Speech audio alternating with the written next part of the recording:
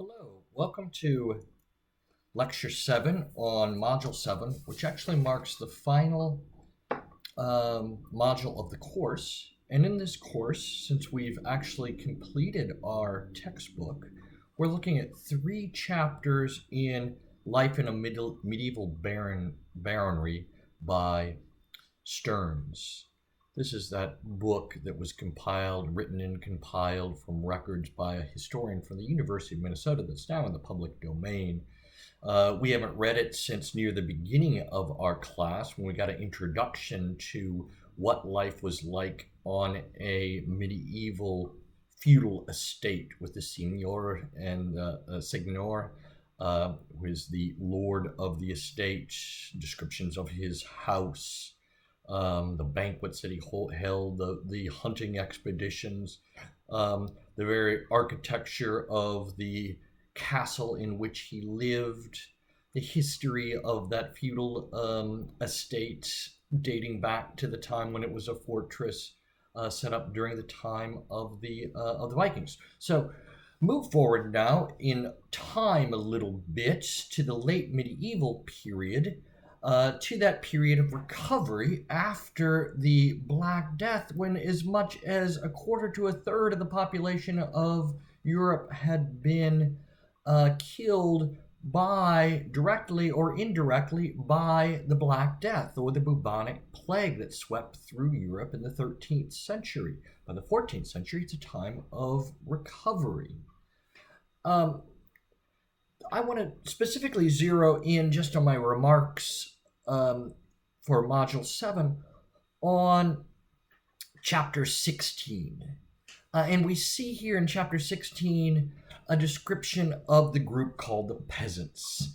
I am one who has a lot of experience exploring social history, the history of society and social groups, how they lived, their standards of living, their type of work, their celebrations, their culture, as well as just their social condition. And you get a good sense of what life was like for the peasants in this chapter. I think in chapter 16. Look it over carefully. This is what the discussion is largely about this week. You see here the theme of growing expectations after the Black Death.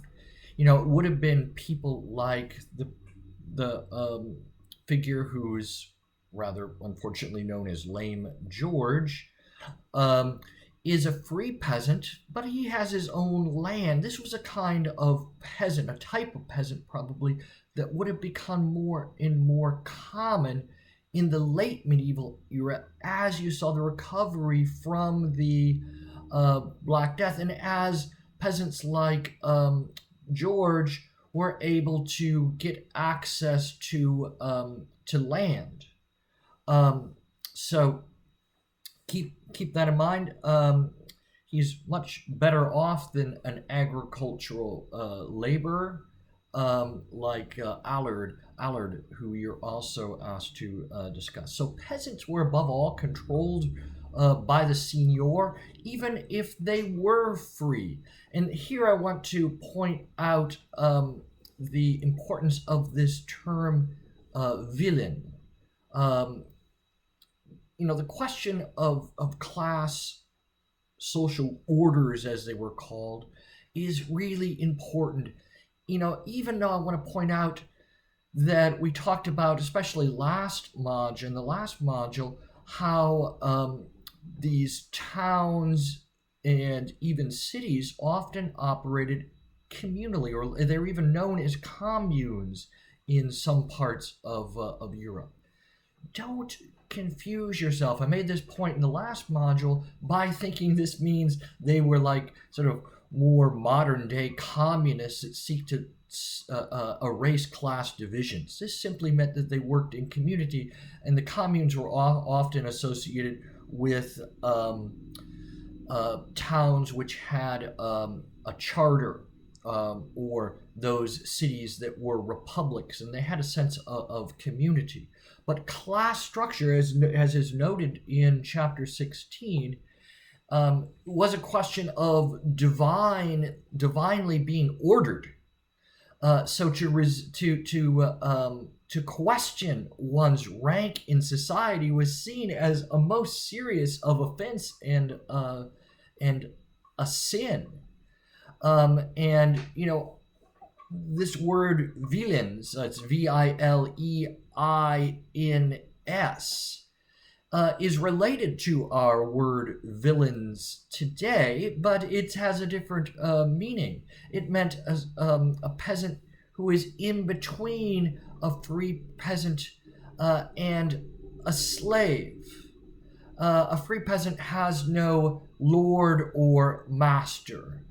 There were increasingly more peasants that were free at this time who were not villeins, but a good portion of them still were, especially in the baronry that we see illustrated so vividly in this book. So villeins are serfs; they're peasants. George is a free peasant, and he has a small farm, really. And he has different pastures and several outbuildings.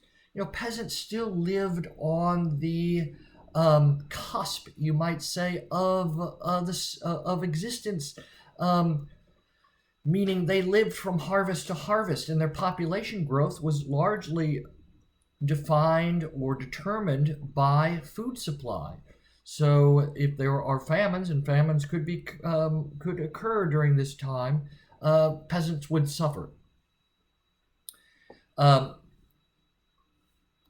Even though one may become a free peasant, for most people above peasants in the social hierarchy, they're going to look down their noses on these people. It's part of their status. The seigneur is still the arbiter of all justice and even of economic activities, even of a lot of the free peasants. So even though you might not technically be, one of the baron's serfs, you still have to go to the lord for a lot of your economic activity, to get access to ovens to bake your bread, for example. The system that literally lorded over the peasantry was often corrupt, and you see this in the middlemen, and these guys are sort of illustrated quite well, I think, in this chapter 16 in your textbook. You read about how the middlemen who sort of are the one, because the lord doesn't go out there and negotiate directly with the peasants. The middlemen, the person who looks after the woods, for example, in the commons, he can let peasants in, of course, if he's bribed. So the system often became very, very corrupt. I mean, look at, even if you read closely, there's so much in these chapters. If you read really closely, look at the reason for George's lameness was because when he was a son, he'd been attacked by one of these middlemen in between the baron and George, who sought to extort money for him.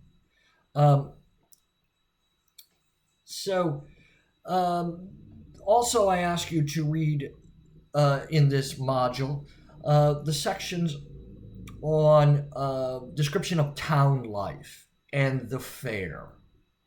I chose these two additional chapters to have you read here at the end of our look into medieval history, for you to get an understanding of the places, the actual physical places around which people's lives revolved. So the people who lived in the baronry here travel, once a year, I think it is, to Pont de Bois. Pont de Bois. This is the French town, the closest town of some size. I think it has a 1,000 or 2,000 population. and there's a fair to be held there. And you have some really exquisite descriptions of life in the towns. As they come into the towns, you hear about the taverns at the edges of the town, where a lot of the social life and activities go on. You read about the guilds and the guild systems around which people's lives were set up, and around which people made their livelihoods. You read about the fair itself, the hawkers at the fair. These are the people that sell things, and how they yell and taunt. And you hear about my favorite is the entertainment at the fair. For those of you interested in medieval and Renaissance fairs, I would use this book as a way of understanding, how you might dress, how you might eat, even how you might think authentically as an medieval person. And in this week's discussion, I hope we can have a conversation about how the different groups in society interacted with one another, had different expectations, and different standards of living. Okay, so I look forward to this week's module conversation. Thank you for listening. Be tuned in this final module as well to the final study guide so you can prepare for your final exam. Thank you. Recorded video post. Stop taking. Recorded video. Stop taking video.